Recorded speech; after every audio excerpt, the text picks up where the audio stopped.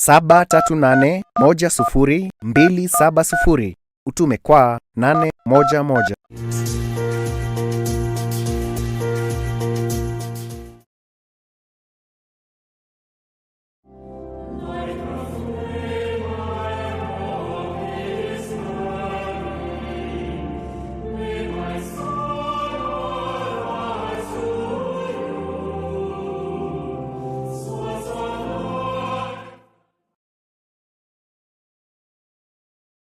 Capuchin TV. Forward ever, backward never. Let us move ahead and so on. Even children, kuna kakitu tunaweza kufanya ili kanisa iweze kumetameta. Endelea kutazama Capuchin TV, kitambulisho Katoliki.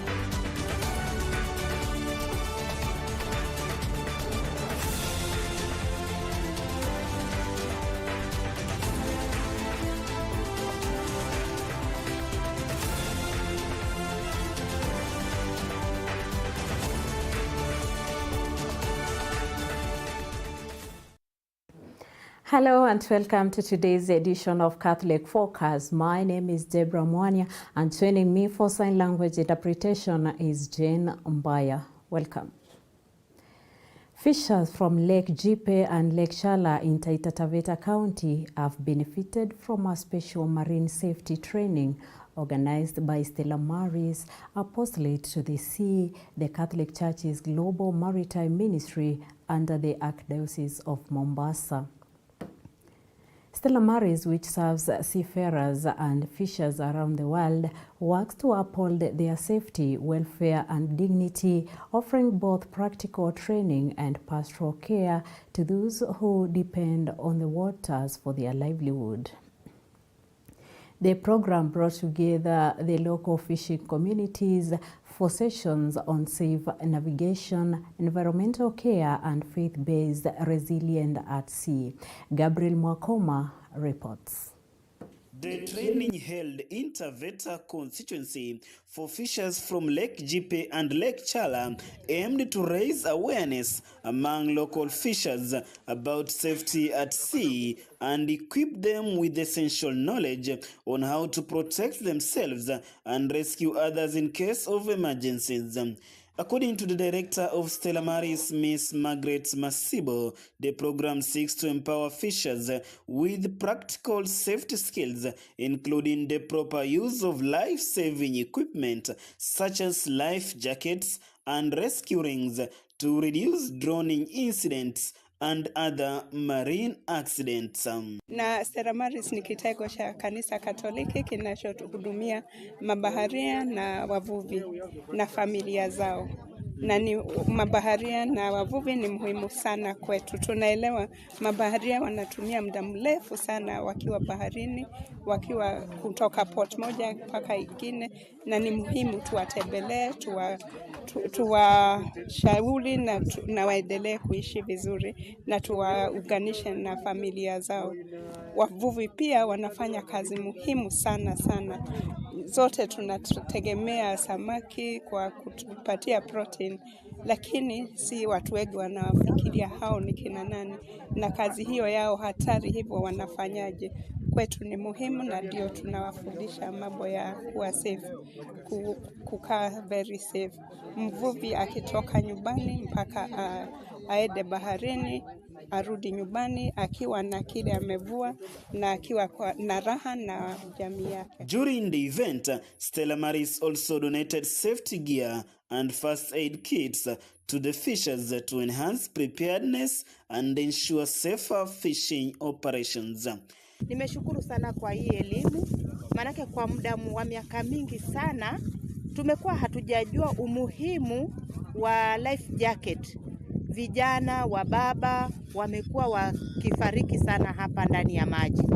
Kwanza mimi napenda kuwashukuru sana kwa elimu mliotupa kwa siku ya leo na kujielewa usalama wetu ndani ya ziwa. Fishers who attended the training expressed gratitude to Stella Maris, noting that the knowledge and equipment provided will greatly improve their safety and efficiency while at work. Gabriel Mwakoma, Taita Taveta. Quite encouraging there from Taita Taveta County for Stella Maris. As climate change continues to disrupt weather patterns across Kenya, farmers in Machakos County are embracing ecological farming as a sustainable response to erratic rainfall and prolonged droughts. The approach, championed during a community forum convened by the Kenya Platform for Climate Governance, in partnership with First in Action, the Catholic Diocese of Machakos and the PACJA seeks to promote farming methods that protect both livelihoods and the environment. Speakers at the forum urged farmers to adopt climate-smart practices such as soil restoration and drought-resistant crops, while also taking advantage of emerging opportunities in carbon markets through the financing locally led Climate Action (FLOCA) program. Faith-based organizations, including the Catholic Church, are also playing a key role in helping communities build resilience, linking faith, food and environmental justice. Badala ya ukulima ambayo inasaidia wakulima kuhifadhi mazingira ili mazingira yaweze kuwanufaisha katika kilimo chao na pia kusaidia kuwa na mavuno au mazao yenye afya na yanayosaidia mili yao kuwa na afya bora. Nilianza kufanya kilimo cha agroecology mwaka wa 2017. Na sababu ya kuanza kufanya huo ukulima ni kuwa niliona kunazo changamoto zinazotokana na mabadiliko ya tabia nchi. Ya kuwa misimu mingi ambao wakulima wanatarajia kuwe na mvua inakuja ikiwa chache au saa zingine inakuja inanyesha mvua nyingi ambayo inaleta uharibifu. Na pia misimu ambao tunatarajia kuwe na kiangazi kunabadilika, kunakuwa pia kunanyesha au labda kunakuwa na baridi badala ya kuwa na joto. Kwa hivyo hayo mabadiliko ndio yalinifanya niangalie ni njia gani ambayo ni bora zaidi ambayo itawezesha ukulima kuwa unaweza kufanywa kwa misimu yote katika mwaka mzima.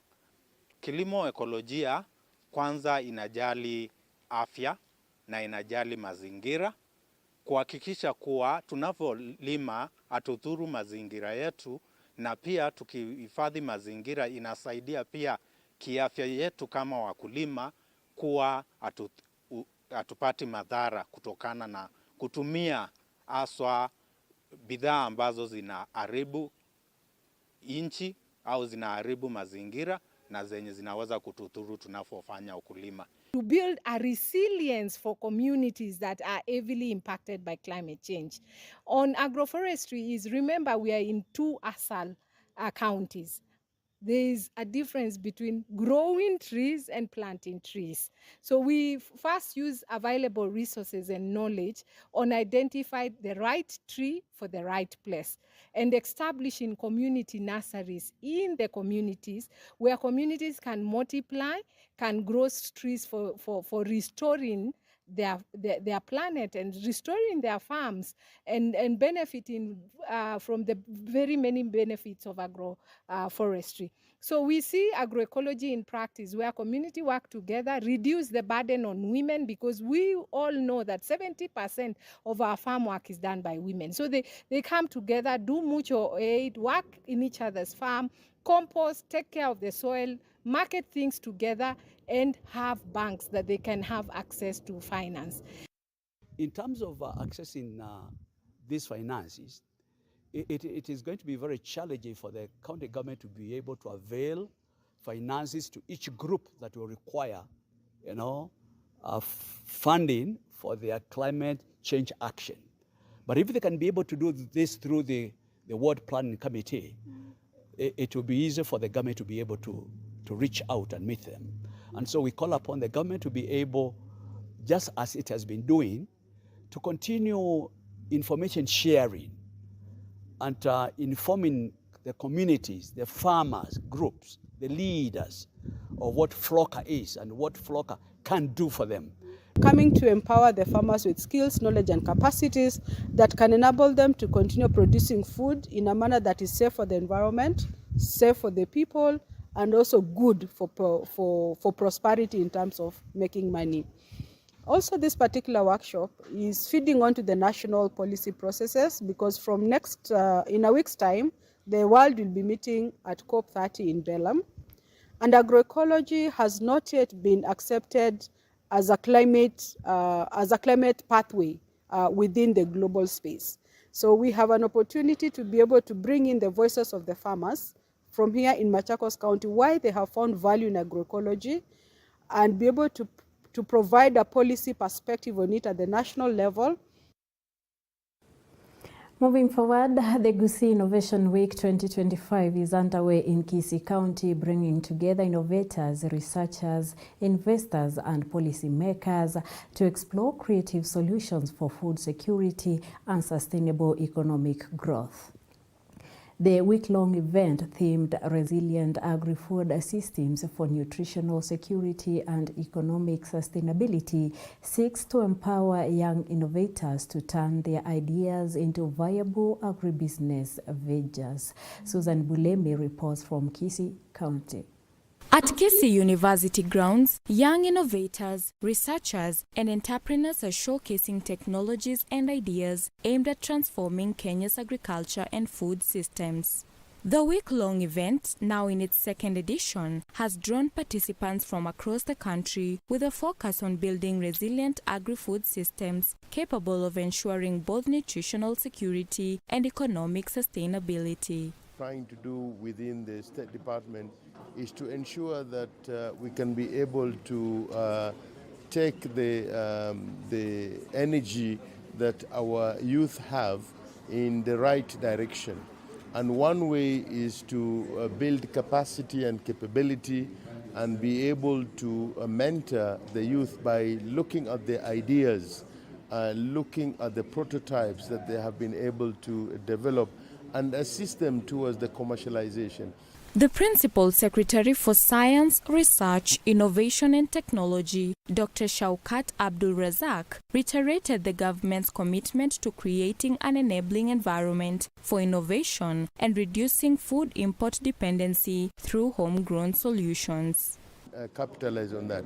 And they've also been able to look at banana as a bioethanol as well. We all know that in this country we are losing almost 20 to 30% of our food harvest in terms of post-harvest losses. And when it comes to fruit, it almost goes to 40%. So definitely we need to think outside the box, create a new box where possible, and listen to what these brilliant young chaps are coming forward with by offering solutions to the challenges of the society. The national system of innovation that will catalyze creation of jobs, creation of enterprises and wealth that are coming from innovative ideas of the society. And so being here today is part of what we have to do at national level. And that's why we move around the country supporting innovation forums and innovation hubs that are trying to address the local reality. Young participants said they are committed to addressing the entire food chain from production to market, but appealed for greater investment and mentorship. To catalyze innovation and entrepreneurship, we work with young innovators, we work with youth, with women in different sectors, but primarily because of the place-based innovation model, we are focused now on agriculture, and we want to support the whole value chain from production to market, trying to see what are the problems that are there and how can we support in finding solutions that can be scaled. The Innovation Week also includes an ecosystem tour of Kisii and Nyamira counties, highlighting agri-tech initiatives and community-based sustainability projects. Reporting for the Catholic Focus Capuchin TV, I'm Susan Bulemi.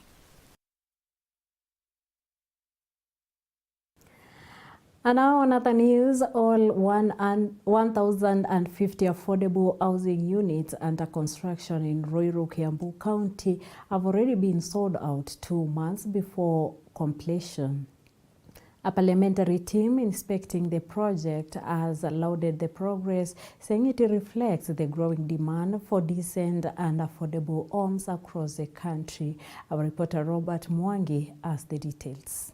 In Ruiru, Kiambu County, construction is in its final stages, but the houses are already gone.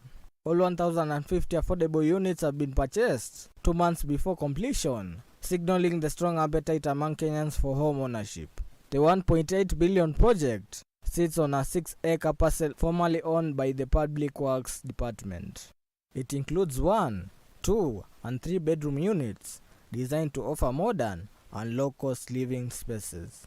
You can see that the project is maybe could be complete within the next 1 or 2 months, and I think the president will come here to hand over the keys to the occupants, the people who will be occupying this. And we are even told that when you go to Bomayangu, people have already bought off plan. That tells you the demand for houses in the country is on another level. And we were actually asking the State Department and the government if they can still get another piece of land around here so that the same project can also begin there. If these ones have been sold out, that means people still need homes in this particular area. So we came here, we have inspected, we have checked what has been done, checked the rooms. We have 1 bedroom, 2 bedrooms. We have also checked the kind of categories that we have here. We have the affordable, we have the social. Local leaders say the project has boosted the area's economy, creating jobs for hundreds of youth and steady business for suppliers and food vendors. Vile umesikia vile nyumba nyingi hapa, mimi niko na ushahidi zimenunuliwa na watu wa hapa kwa sababu ninajua wengi. Jambo lingine ningetaka kusema hata contractor ndio anaenda pole, wengi wao wamemaliza kulipa. Hiyo mimi niko na ushuhuda. Mimi niko na ushuhuda wa watu 15 hivi wamelipa, wanangoja contractor waondoe mawe waingie walale ndani. Kwa hivyo hii si mchezo, hii kitu ni kitu ya kufaidi wananchi wangu hapa Ruiru. Once the president left, we came back here, and you know, every time they have been casting, I'm always with you here. And you know what the chair has said today, that they will be complete by next year, June. Also, what I want to thank you, Chair, for, and the committee, is that you have given us jobs to our young men and women. Not only the men you have seen them casting, the other women who always come early in the morning to sell their food here. So a big number of Thika people have been employed. Once completed, the project is expected to house thousands of residents and ease the growing demand for affordable homes in Kiambu County. With the units already sold out ahead of completion, the Ruiru project is being seen as proof that the dream of affordable housing is alive and quickly gaining ground across the country. Reporting for Capuchin TV Catholic Focus, my name is Robert Mwangi.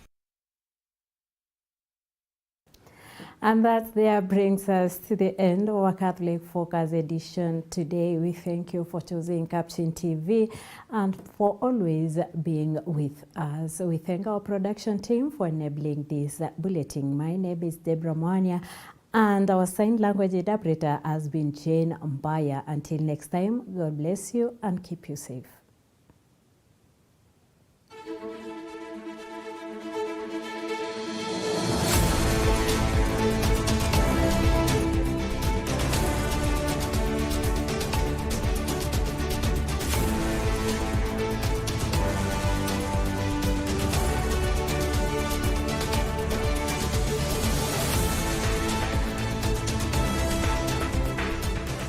Keep watching Capuchin TV, your staunchly Catholic identity channel.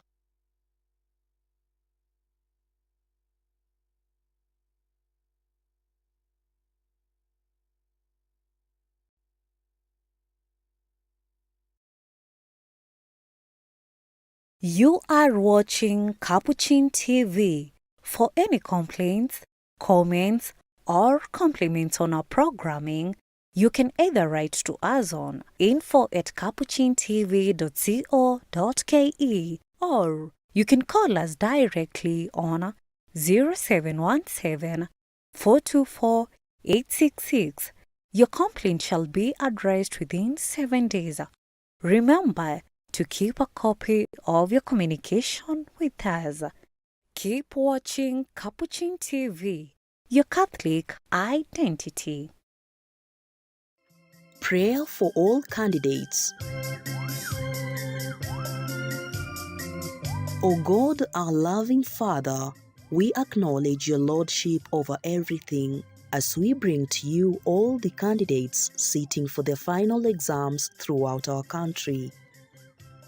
The grade 6, the Form 4 candidates, be with each and every one of them, and may their guardian angels guide them successfully throughout their papers.